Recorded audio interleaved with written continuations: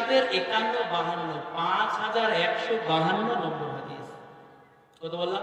5152 নম্বর হাদিস। এই 5152 নম্বর হাদিসে আল্লাহ সুবহানাহু ওয়া তাআলা রাসূল আমাদের শোনান যে আল্লাহ সুবহানাহু ওয়া তাআলা একদিন জিবরাইল ফেরেশতাকে বললেন, হে জিবরাইল, তুমি অমুক কওমে যাও, বনি ইসরাইল কওমে যাও, আর সেই কওমে গিয়ে সেই কওমটাকে ধ্বংস করে দাও। কে বললেন? কে বললেন? আল্লাহ বললেন। কাকে বললেন? জিবরাইল ফেরেশতাকে বললেন। শুনছিস ভাই? আল্লাহ জিবরাইল ফেরেশতাকে বললেন বনি ইসরাইলের কওমে গিয়ে বংশটাকে, এলাকাটাকে ধ্বংস করে দাও। জিবরাইল ফেরেশতা গেলেন, গিয়ে ওই জায়গায় ঘুরে বললেন, গাছ করলেন, তালাশ করলেন, দেখলেন যেখানে একটা আল্লাহর ওলি আছে। কি আছে? আল্লাহর ওলি। কেমন ওলি? প্রায় ধরে নেন কম বেশি 300 বছরের লম্বা সময়ে ওই ওলি ইবাদত বন্দি করছে। জিবরাইল ফেরেশতা আল্লাহকে বলেন, ইয়া রাব্বাল আলামিন, ওই বান্দা এত লম্বা সময় ইবাদত বন্দি করেছে আর চোখের পাতার পলক ফেলার পরিমাণ আল্লাহর নাফরমানি করে নাই। এত বড় বুজুর্গ মাসুদ আমাদের বর্তমান জামানায় পাবেন না। আছে যে প্রায় ধরেন কম বেশি 300 বছর হায়াত, আর ওই সময়ের মধ্যে 1 সেকেন্ডের জন্য আল্লাহর নাফরমানি করে নাই। এমন আছে কোন বুজুর্গ? পাবেন গো? পাবেন না। আল্লাহ সুবহানাহু ওয়া তাআলা বললেন, ওকে সহ ওর এলাকাকে আসমান পর্যন্ত তুলে ওখানেই ফেলে ধ্বংস করে দাও। যেমন হয়েছিল লূত আলাইহিস সালামের ডেড সি, মৃত সাগর, মরু সাগর যেটাকে বলে, ডেড সি, আসমান পর্যন্ত তুলে পাকাই করে আবার ওখানেই ফেলে। অনুরূপভাবে আল্লাহ তাআলা বললেন যে এই কওমকে, ওই বুজুর্গকে সহ ওখানে আসমান পর্যন্ত ওখানেই ফেলো, ওখানে ধ্বংস করে দাও। কেন? বুজুর্গ নামাজ পড়তো না নাকি? বলেন, আরে নামাজ পড়তো না নাকি? জিকির করতো না, তাহাজ্জুদ পড়তো না, কি করতো না? আল্লাহ সুবহানাহু ওয়া তাআলাকে জিজ্ঞাসা করলেন জিবরাইল ফেরেশতা, ইয়া রাব্বাল আলামিন, কেন আপনি একটু বলুন। আল্লাহ সুবহানাহু ওয়া তাআলা বলেন, তার চোখের সামনে আমার হাজারো বান্দা, হাজারো গোলাম, হাজারো দাস তার চোখের সামনে ঘোরাফেরা করে। ওই বান্দারা আমার নাফরমানি করে, আমার সাথে শিরক করে, আমার রাসূলের সাথে বিদআত করে। এর কখনো ভ্রু কুঞ্চিত হয় নাই, কখনো দিলের মধ্যে আঘাতের নিশানা পড়ে নাই। আহারে তোমরা কি করো? ওই বুজুর্গ আমাকে চিনেছে, জান্নাত চিনেছে, জাহান্নাম চিনেছে, নিজের বাঁচার ফিকির করে সে নিজে বাঁচতে চায়, সে কাউকে বাঁচাবার ফিকির নয়। অতএব ওকে সহ ওর এলাকাকে তুলে ধ্বংস করে দাও। এখান থেকে আল্লাহ দাওয়াত বোঝাইলেন না? বলেন না, দাওয়াত বোঝাইলেন। আর একটা উদাহরণ নেই, সহিহুল বুখারী হাদিস নম্বর 2493, আর একটা হাদিস নম্বর 2686। ভাই মনে রেখে এগুলো মিলাইতে পারবেন ইনশাআল্লাহ। আমি আপনাদের এলাকার কাছে আসা যাওয়া হয় আমার প্রায় মাঝে মধ্যে, আর আমার মাদ্রাসা কাসিমুল উলুম থেকে মির্জাপুর এলাকাটা, মধ্যমপুর এলাকা, এগুলো আমাকে জিম্মেদারে দেওয়া হয়েছে। এগুলো প্রায় মাঝে মধ্যে পাবেন ইনশাআল্লাহ, দেখে রাখবেন, মিলিয়ে রাখবেন। 2493 আর 2686 নম্বর সহিহ হাদিসের মধ্যে রাসূল সাল্লাল্লাহু আলাইহি সাল্লাম বলেন, পানির জাহাজ,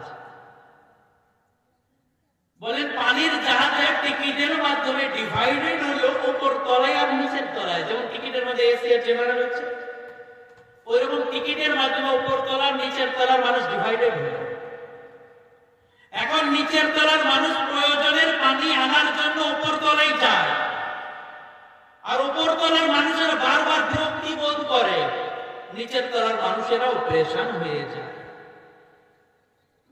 এমন সময় নিচের তলার মানুষ মনে করে বারবার যাওয়ার কি দরকার, উপরে যাওয়ার কি দরকার, পানি তোমাদের নিচেই। অতএব লোহার পাতটা এরা ফুটো করতে শুরু করে। ওপরের বুদ্ধিমানেরা নিচেদের বুদ্ধিমানদের যদি নিষেধ না করে, তবে জাহাজ যখন ডুববে তখন উপর তলার মানুষ তো ফুটো করে নাই, তারা তো নির্দোষ। নিচের তলার মানুষ বেচারা এরাই দোষী, এরাই ফুটো করেছে। অর্থাৎ জাহাজ যখন ডুববে তখন তো নিচের তলার মানুষই ডুববে আর মরবে, উপর তলার মানুষ তো ডুববে না। আরে বলেন না, কি বলেন না? আপনি যেটা বুঝলেন, আল্লাহ রাসূল এটাই বোঝাতে বুঝে আসে না কেন? আসলে এদের দোষ তো আমাদেরও আছে, যে আমাদের শুধু এটা পড়লেই হইল, আপনি কি হইল দেখে দরকার। সমস্যাটা এখান থেকে হয়েছে যে আমি শুধু আমার ফিকির করলাম আর পকেটটা ভরে গেলে হইলো, আপনারা মরেন আর বাঁচেন, দরকার। কিন্তু আমি মাশাআল্লাহ মসজিদ মাদ্রাসার পাশে যেখানে মসজিদে যায় আদায় করতে, ভাই জানেন আদায়ের কথা মাত্রা হয় না, বলতে পারি না। ওই দিনের এইরকম কথাই বলে শেষে শুধু 1-2 মিনিট এলানটা করি, ভাই একটু মাদ্রাসার জন্য দেখে। তো রাসূল সাল্লাল্লাহু আলাইহি ওয়াসাল্লাম হাদিসে মুবারকার মাধ্যমে কি বোঝাইতে চাইলেন? আপনি যেটা বুঝলেন সেটাই বোঝাইতে চাইছেন, যে উপরতলার মানুষ 4টে হজ করেছে, প্রতি বছর যাকাত দেয়, তাহাজ্জুদ পড়ে, ইশরাক পড়ে, চাঁদ পড়ে, আওয়াবির পড়ে, সারা দিন সিজদায় পড়ে থাকে। আর নিচের তলার মানুষ এ আল্লাহকে চিনেই না, রাসূলকে চিনেই না, জান্নাত চিনেই না, জাহান্নাম চিনেই না, সর্বদা নাফরমানি করে। এখন হাজী শাহ যদি মনে করে মাশাআল্লাহ আমার কি, আমি তো 4টে হজ করেছি, মরলেই তো জান্নাত আমার মামুর বাড়ি। রাসূল বোঝান মামুর বাড়ি নয়, খালার বাড়ি না দাদুর বাড়ি, সেটা আইলে বুঝতে পারবো। বলেন এটাই বোঝাইছেন রাসূল? আমি যদি উল্টো পাল্টা বলে দিই, হাদিস পাঠকে মিলিয়ে নেন,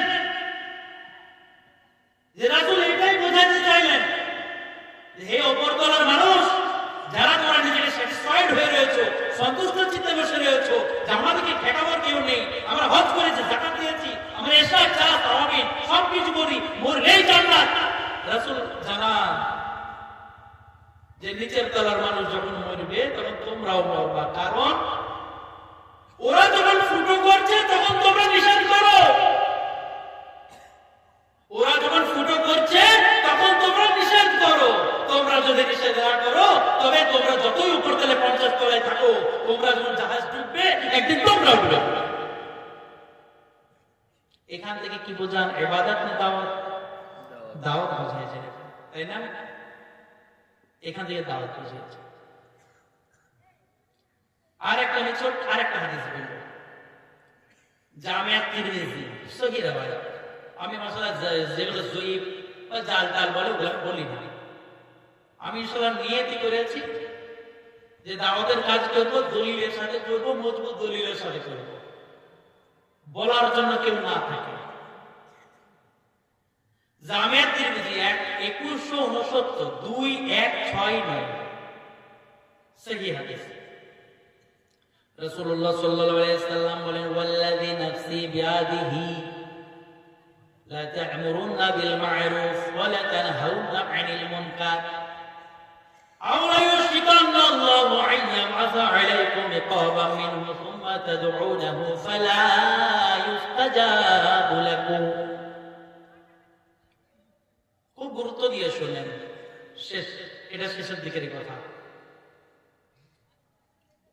রাসূল সাল্লাল্লাহু আলাইহি সাল্লাম বলেন, ওয়াল্লাযী নাফসি বিয়াদিহি, ওই আল্লাহর জাতের কসম যে আল্লাহর কুদরতি হাতে আমি মুহাম্মদের প্রাণ। আল্লাহ রাসূল বলেন ওই আল্লাহর জাতের কসম যে আল্লাহর কুদরতি হাতে আমি মুহাম্মদের প্রাণ। কি বলেন?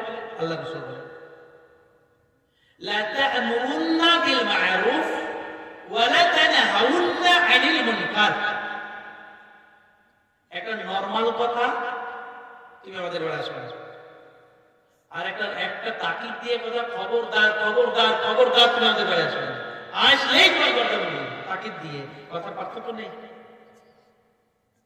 ওলামা ইকরাম বুঝবেন, লাম তাকিদ ওয়া নুন তাকিদ শাকিলা, অর্থাৎ আগেও তাকিদ, পরেও তাকিদ, আর উপরেও মিডিলেও তাকিদ।